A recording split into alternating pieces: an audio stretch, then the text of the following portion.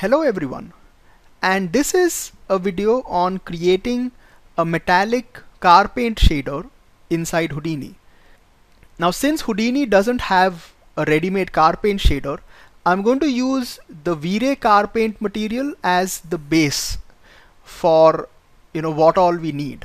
So if you look at the V-Ray car paint material, then it is essentially composed of three things.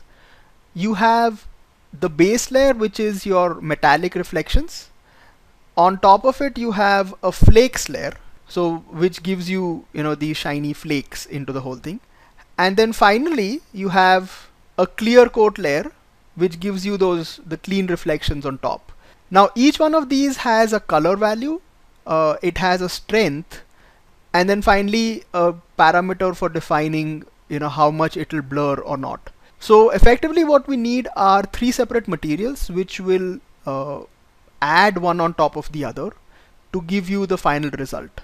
So the final result will essentially look something like this. So if you take a look at this, so you can see that there are some flakes, you have the base metal, and then you have like a clean reflection on top of it. So let's get started.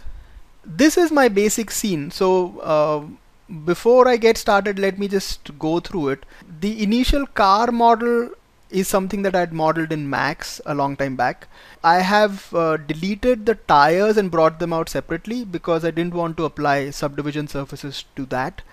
The rest of it I will be using render time subdivision surfaces. I've assigned a few materials to it, to the groups that I had made. So majority of it, like you have certain elements that have steel, so they have a steel shader.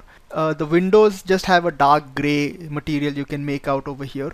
And then to the car body, for now I've assigned a clay shader. Now so the tires come out here separately, and they also just have like a clay shader assigned to them. Yeah, so let me pick clay 1 for this. Yeah, so this also has like a darker shader.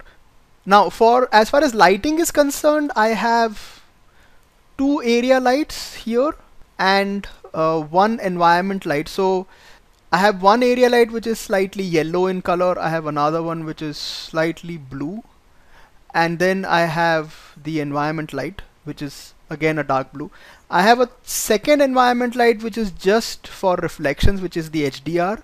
So what I've done with that is you add light contributions and you pick up any diffuse and turn it off. So that makes sure that it will only affect reflections, and it has an HDR in it.